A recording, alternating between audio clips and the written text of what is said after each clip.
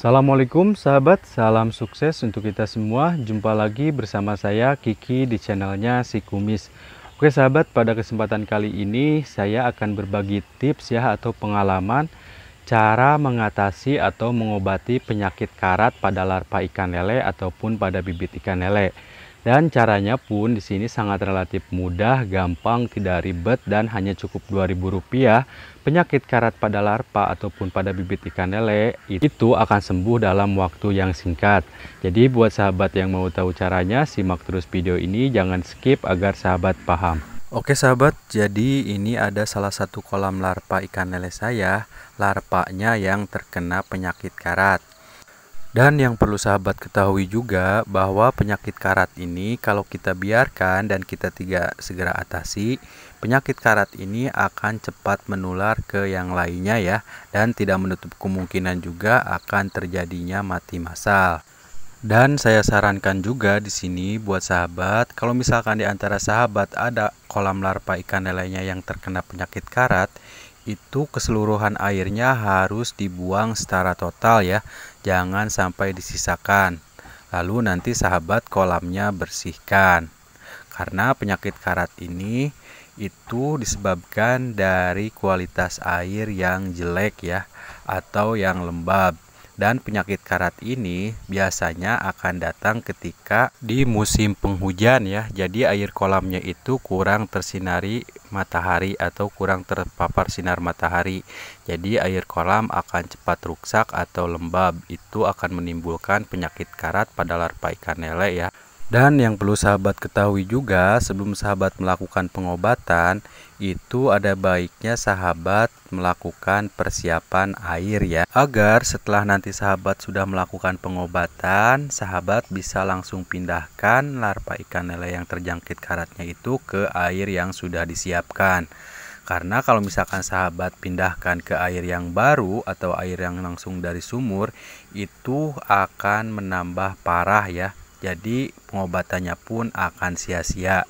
Jadi ada baiknya sebelum melakukan pengobatan harus mempersiapkan air yang sudah difermentasi ya, atau yang sudah diendapkan selama 2-3 hari. Dan yang harus sahabat ketahui juga, sebelum sahabat melakukan pengobatan, sahabat silahkan siapkan wadah ya, jolang ataupun drum. Ini fungsinya untuk melakukan pengobatan ya. Dan jangan hanya satu ya, kalau bisa di sini sahabat siapkan 4 wadah atau 3 wadah, itu tergantung banyak atau tidaknya larva yang terkena penyakit karat. Dan untuk cara pengobatannya pun di sini saya mempunyai 2 cara ya sahabat. Nah, untuk cara yang pertama di sini saya menggunakan Introfloc 25 ya sahabat. Dimana Introfloc 25 ini sangat bagus dan efektif untuk membasmi bakteri atau penyakit pada larva ikan lele ataupun pada bibit ikan lele. Dan di sini caranya nanti sahabat cukup tuangkan 5 tutup botol putih ini ke dalam wadah yang di depan ini ya. Lalu sahabat silahkan ambil larva yang terkena penyakit karatnya itu menggunakan serok ya. Lalu sahabat celup-celup di dalam air yang sudah diobati menggunakan Introfloc tersebut. Lalu sahabat simpan atau tuangkan ke dalam wadah yang sudah disiapkan ya. Jadi jangan langsung ke kolam. Dan saya sarankan kalau mengobati dengan Introfloc ini jangan terlalu lama ya.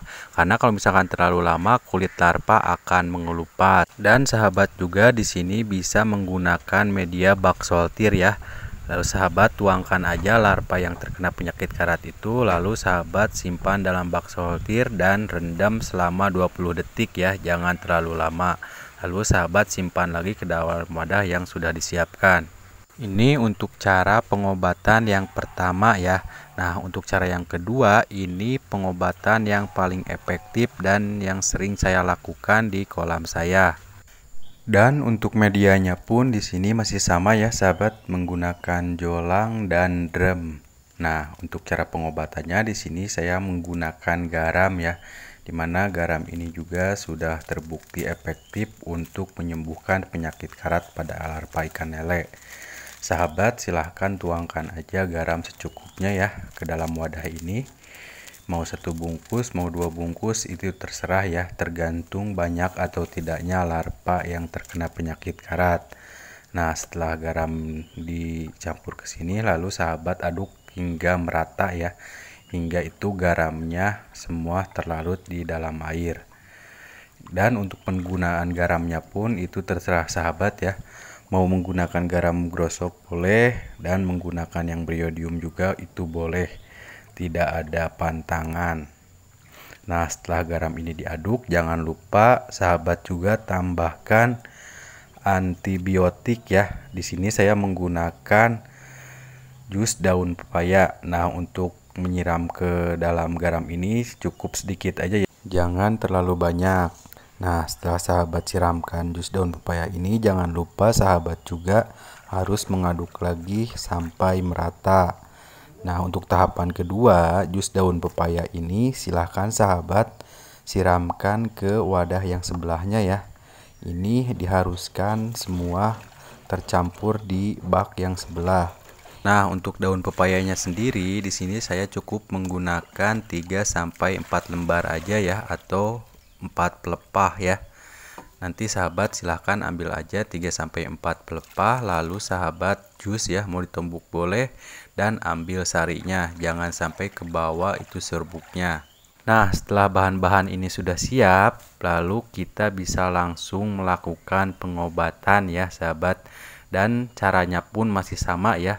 Sahabat tinggal ambil aja larva yang terkena penyakit karat tersebut, dan usahakan di sini sedikit-sedikit ya, dan jangan menggunakan bak sortir, mendingan menggunakan lamit atau seser aja.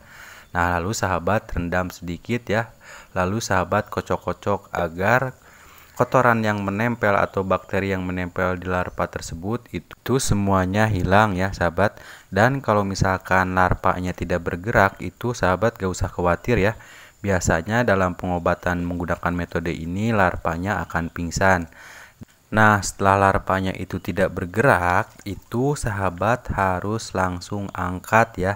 Jangan dikocok-kocok lagi atau direndam lagi di air garam tersebut. Karena kalau misalkan larva sudah pingsan tidak bergerak, direndam lagi itu akan mati.